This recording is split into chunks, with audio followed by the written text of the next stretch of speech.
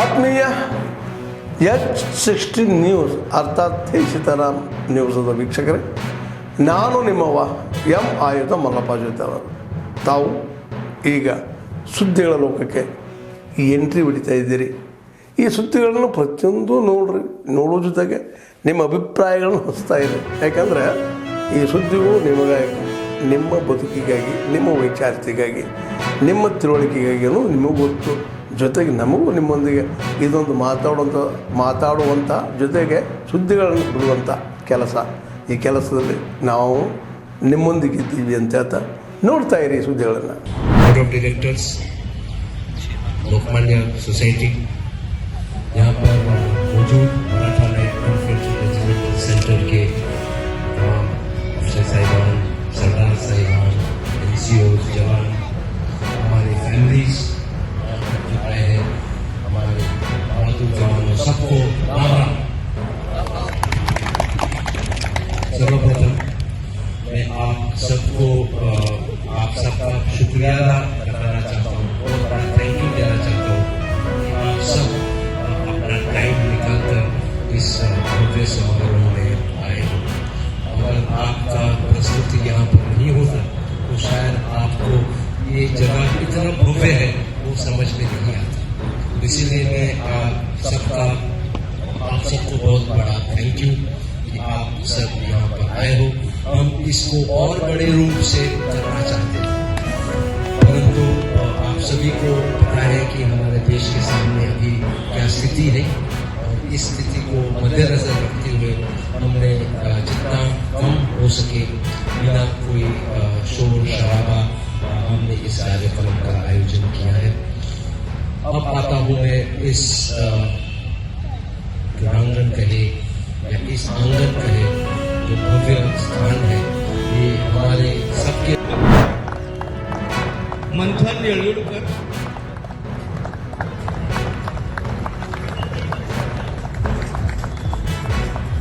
आकाश आहे, चंदू बेडे, सगळ्यांसाठी जोरदार टाळ्या होऊ दे. कोले, नरेश पाटील, विष्णू कुंदन आहे,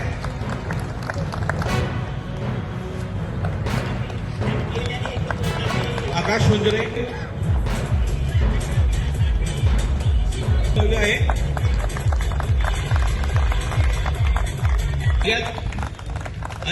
कॅप्टन किसन प्लीज वेलकम. आणि सगळ्यांसाठी जोरदार टाळ्या होतो की तुम्ही इकडे यायचं आहे. सिव्हिलची टीम कोण कोण आहात सगळे या, प्रशांत, प्रवीण, प्रतीक,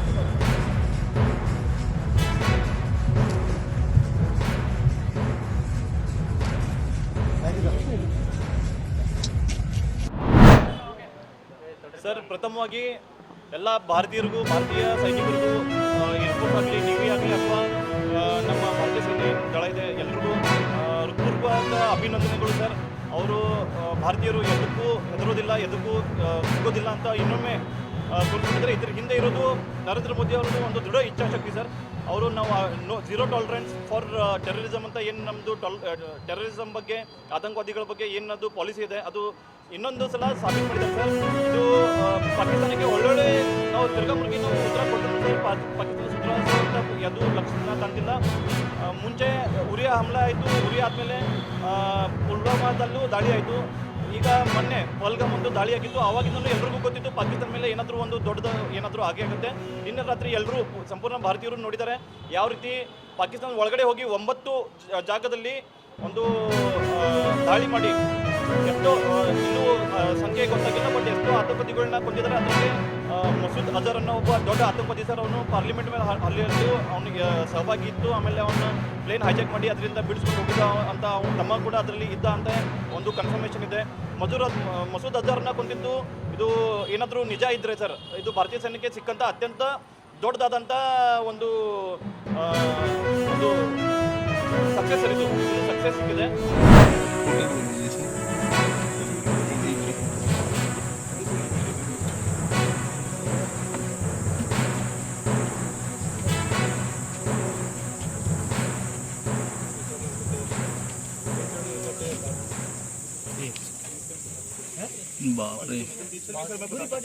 पूरा इसको मैं 2800 मीटर तक कवर किया।